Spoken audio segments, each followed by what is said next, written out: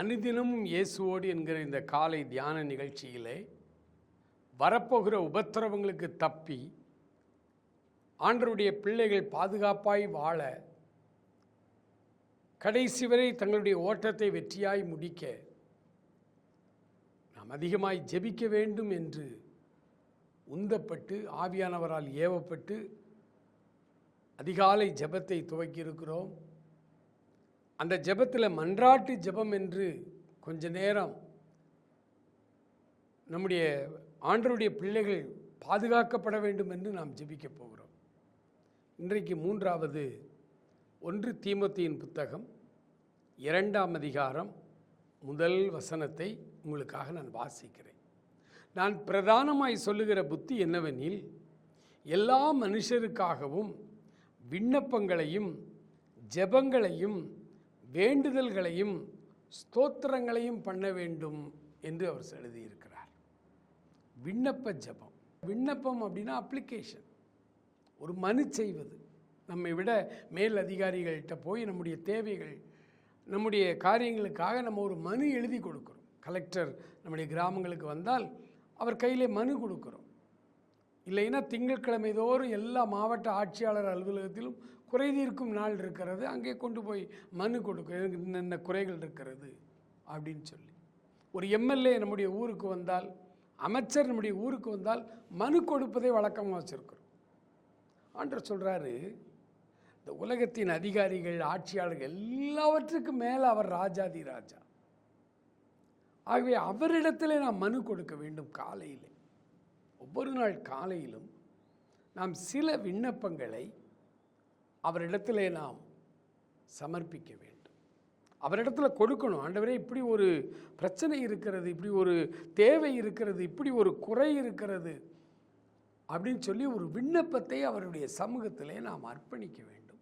ஒவ்வொரு நாள் காலையில் எத்தனாம் தேதி என்ன காரியத்துக்காக விண்ணப்பம் கொடுத்தோம்னு எழுதி வைக்கணும்.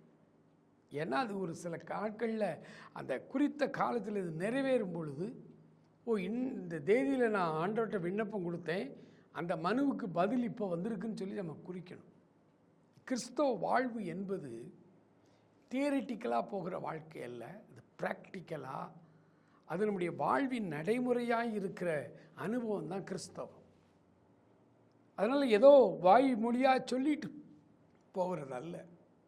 ஒரு நோட்டு போட்டு அதில் விண்ணப்பம் கொடுத்த நாள், ஆண்டவர்கிட்ட மனு கொடுத்த நாள், அந்த மனுவில் என்னெல்லாம் இருக்குது அது எழுதி வைங்க.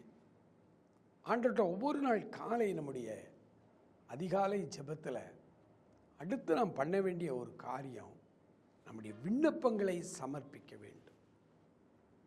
அப்போ விண்ணப்பத்தில் என்ன இருக்கும்? நம்முடைய குறைகள் இருக்கும்.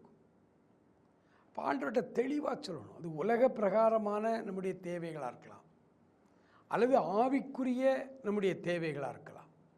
எதுவாக இருந்தாலும் அந்த விண்ணப்பத்தில் தெளிவாக நம்ம குறிப்பிட்டு ஆண்டவர்கிட்ட அந்த விண்ணப்பத்தை ஒப்படைக்கணும். நம்முடைய குறைவுகள் நியாயமாய் என் வீட்டில் என் பிள்ளைகளுக்கு, என்னுடைய பேர பிள்ளைகளுக்கு அல்லது எங்களுக்கு நியாயமாய் வர வேண்டிய ஆசீர்வாதங்கள் தடைபட்டு நிற்கிறது. திருமண காரியங்களாக இருக்கலாம், படித்து முடித்து விட்டு நல்ல ஒரு வேலை கிடைக்கிற அப்படிப்பட்ட காரியங்களாக இருக்கலாம், அல்லது வீடு கடனில் அப்படியே மூழ்கி போகிற ஒரு சூழ்நிலையில், பரிதாபமான நிலைமையில் ஒருவேளை நாம் நின்று கொண்டிருக்கலாம். நான் என்ன செய்வேன் அப்படிங்கிற ஒரு சில அங்கலாய்ப்புகள் நமக்கு இருக்கலாம். நம்முடைய தேவைகள், நம்முடைய விண்ணப்பங்களை ஆண்டவரிடத்திலே நம்ம ஒப்பு கொடுக்க வேண்டும். எவ்விதத்திலாவது நமக்கு ஒரு பதிலை தருவார். ஆண்டவருடைய பதில் ரொம்ப ஆச்சரியமானது.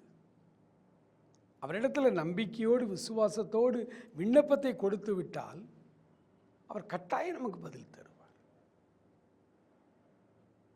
விண்ணப்பங்களை சரியாய் கொடுக்கணும். வளவளன்னு பேசிகிட்டே இருக்கக்கூடாது.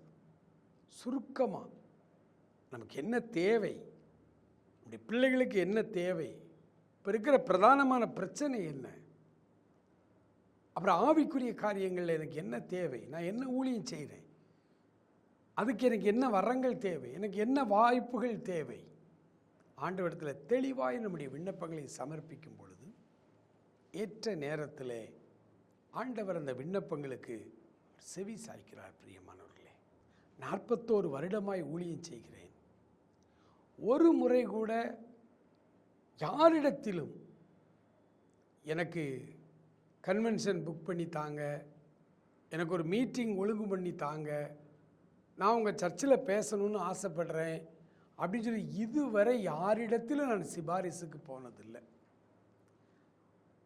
என்னுடைய விண்ணப்பங்களை எல்லாம் நான் என்னெல்லாம் நினைக்கிறேன் அதையெல்லாம் ஆண்டவர்கிட்ட சொல்கிறேன். ஆண்டவர் ஏற்ற நேரத்தில் ஏற்ற இடங்களிலிருந்து எனக்கு அழைப்புகளை கொடுத்து கொண்டே இருக்கிறார். என்னுடைய நெருங்கிய நண்பர், என்னை பற்றி எல்லாம் தெரியும், அவங்க சொல்லுவாங்க, எத்தனையோ பேர் சான்ஸ் கேட்டு கேட்டு அலையிறாங்கப்பா, ஆனால் நீ இதுவரைக்கும் எதையும் கேட்கலான்னா உனக்கு தான் எல்லா வாரமும் மீட்டிங் இருக்குது. ஆண்டவரிடத்தில் விண்ணப்பத்தை சொன்னால் ஏன்னா தேவை அதிகம், சத்தியத்தை பேசுகிற ஊழியர்கள் நிறைய தேவை. ஆனால் ஆண்டவர் கட்டாயம் நமக்கு வழி வாசல்களை திறந்து கொடுப்பார். விண்ணப்ப ஜெபத்தை ஜெபிக்க நீங்கள் மறந்து விடாதீர்கள். ஆண்டவர் உங்களை ஆசீர்வதிப்பாராக.